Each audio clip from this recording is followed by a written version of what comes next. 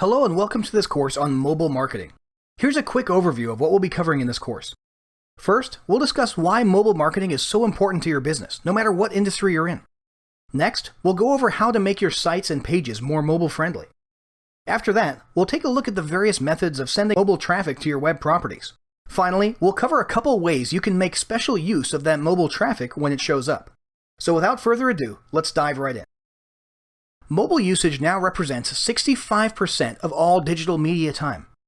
As of 2016, mobile traffic makes up 56% of all internet traffic to leading US websites. In response to this, 68% of businesses now have a mobile marketing strategy, and by 2019, mobile advertising will represent 72% of all US digital ad spend.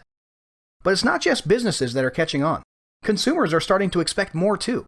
According to Google, 61% of users probably won't return to a mobile site that they had trouble with, and 40% of them will go to your competitors. 83% of consumers say a seamless experience on all their devices is very important, while 57% insist they won't recommend a business with a poorly designed mobile site. Of course, all that assumes users will even find a non-mobile friendly site, which is becoming less likely now that Google factors mobile friendliness into your search ranking. And that's all just pertaining to websites. Email mobile trends are even more eye-opening. Roughly 80% of consumers read their emails on a mobile device, and a shocking 70% say they delete emails immediately if they don't look good on a mobile device. This means you need to be thinking of mobile in your web design, your SEO, and your email marketing. Otherwise, your business could suffer just like many others who have failed to jump on this mobile trend. Luckily, you won't have that problem, because you found this awesome guide on mobile marketing. In the next few modules, we're going to show you how to take this mobile trend by the horns and leverage it to your advantage. And it all starts by making sure your web properties are mobile friendly, which is what we'll discuss in the next video.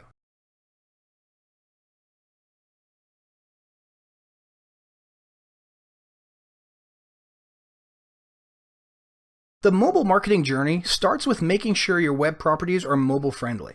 This is important for a few reasons. Firstly, it provides a positive and enjoyable experience for your visitors and customers, making them more likely to return to your site and more likely to speak and think highly of your business. Secondly, it caters to the fact that pretty soon a majority of your visitors will in fact be on mobile devices, if they aren't already. Thirdly, it'll help you get found on search engines. Google has made it clear on multiple occasions that it seriously factors mobile friendliness into search rankings, and if you aren't mobile friendly, this means you'll be missing out big time on traffic. So generally, there's two ways to make a site mobile friendly. The first is to create a separate mobile version of your site, and the second is to make your existing site or page mobile responsive. We'll look at each of these.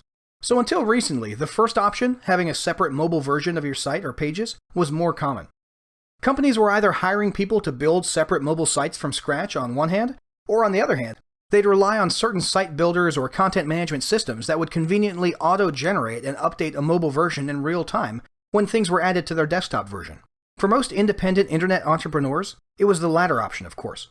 For example, on your desktop site, you could add a headline to your homepage, and then a button, and then a cool background photo, and then a new navigation option to a new page, and poof, the mobile version of your site would immediately have an easily visible version of that headline, an easily tappable version of that button, and in the case of the photo, it would either shrink it and place it above or below your other elements, or it would leave it as a background, but it wouldn't really look right on vertically held devices, or simply hide the image on the mobile version altogether.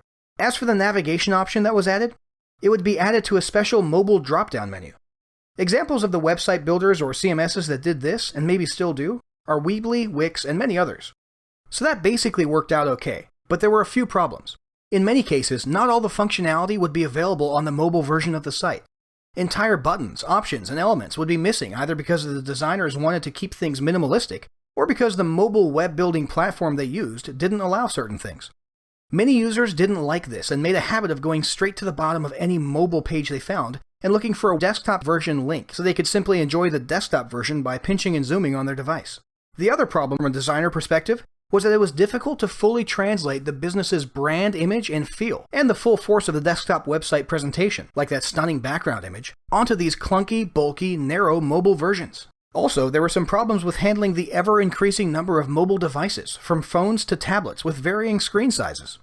For example, you might have people on full tablets getting stuck on weird, stretched-out mobile versions of sites on one hand, while other people with mini tablets might find themselves on the full desktop version of some sites. Adding the proper scripts to properly identify incoming traffic devices and redirect them to the appropriate version of the site simply became a pain in the neck. And this was complicated even more by the fact that many users had different preferences. Maybe the mini tablet owner did in fact prefer to pinch and zoom on the desktop versions. Maybe the elderly full tablet user who didn't always have his or her reading glasses handy preferred the larger, bulky, minimalist layout of the mobile site stretched to fit the full tablet's biggish screen. Point is, there was no way to make everybody happy, and few options for flexible multi-device friendliness. Then, along came responsive web design. So the question was this: rather than have two versions of a site and struggle to please the vast numbers of new screen sizes and devices, what if you could have just one version of your site that could then magically shrink and adjust in direct response to the size of the screen that it was being viewed on? The industry produced what were called responsive sites, and they immediately caught on. Depending on what type of CMS you use today, the mobile responsiveness might vary. An ideal responsive site will do the following. Headlines, paragraphs, and text in general will have their font size and layout adjusted to look perfect on any screen and fill it from left to right. Background images, depending on the settings chosen, such as centered versus stretched, will adjust themselves appropriately to be reasonably visible on all devices. Image elements will shrink to fill the screen from left to right. Other elements like buttons or product images that may be arranged in a left-to-right multi-row matrix or grid on a desktop site are rearranged to be stacked on top of each other in a way that fits any mobile device. For example, if you have 12 product images, each with a buy button below it, arranged in 3 rows of 4 images, then on a mini tablet, those rows might be adjusted to 6 rows of 2 images.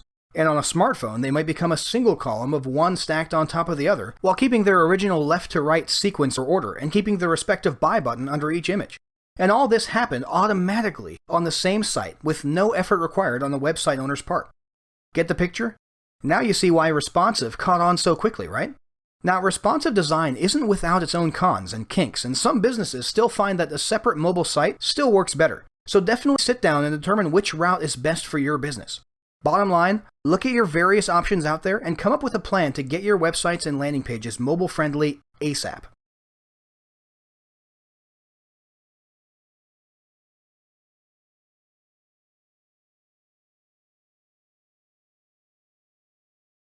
So once you've got your sites and pages mobile-friendly, you need to get some traffic to them. Depending on the purpose of your landing pages, you might be looking for mobile-only traffic, or you might be looking at indiscriminate traffic in general and simply want to ensure that traffic is treated appropriately based on the visitor's devices. In many cases, if your goal is something mobile-specific, like collecting people's primary, best email addresses and real names via a mobile opt-in tool like Warlord Mobile Leads, then you'll literally want only mobile traffic coming to your landing pages. We'll focus on free and paid methods of driving exclusively mobile traffic first, then indiscriminate traffic methods. So let's say you're trying to collect super high quality email leads because you're tired of low open rates, fake email addresses, and all that jazz. In that case, you'd need to look at a tool like Warlord Mobile Leads to collect primary emails and real names without visitors needing to type any info into an opt-in form. Problem is, tools like that only work on mobile devices, so you don't really want to send desktop traffic to a page where you're using a tool like that. Likewise, perhaps you're trying to branch out into SMS text message marketing and you want users who see an SMS sign-up offer to be on their mobile devices when they see it. Point is, sometimes you're going to want exclusively mobile traffic. There's a couple ways to do this. Firstly, you can use paid ads that run only on mobile. The high-end version of this would be paid native ads on social media platforms like Facebook or Twitter. These ads, while slightly more expensive, can actually be the most cost-effective because of the quality of traffic they send.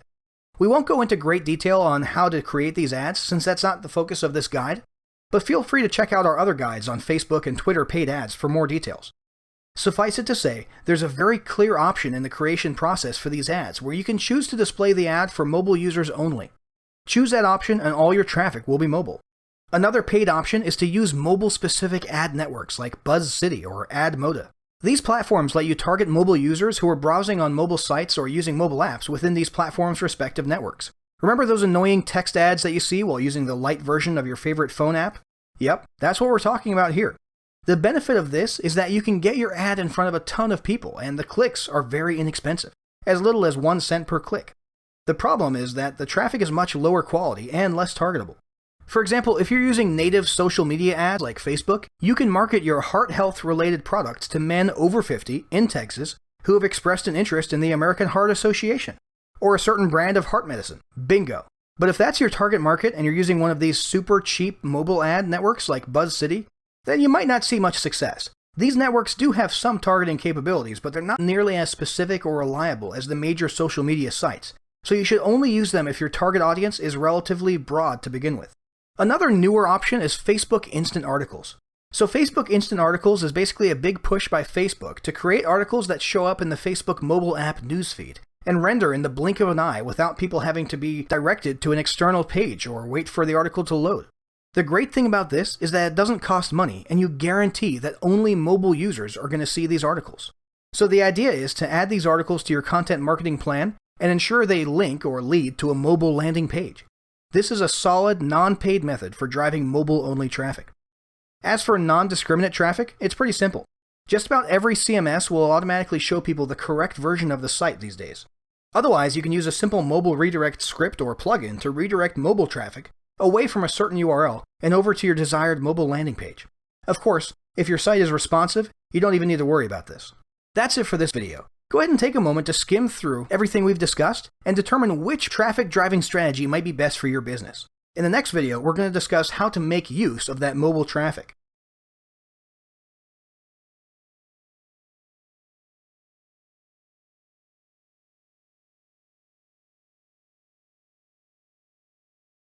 After you've got some mobile traffic coming your way, you might be inclined to make specific use of it.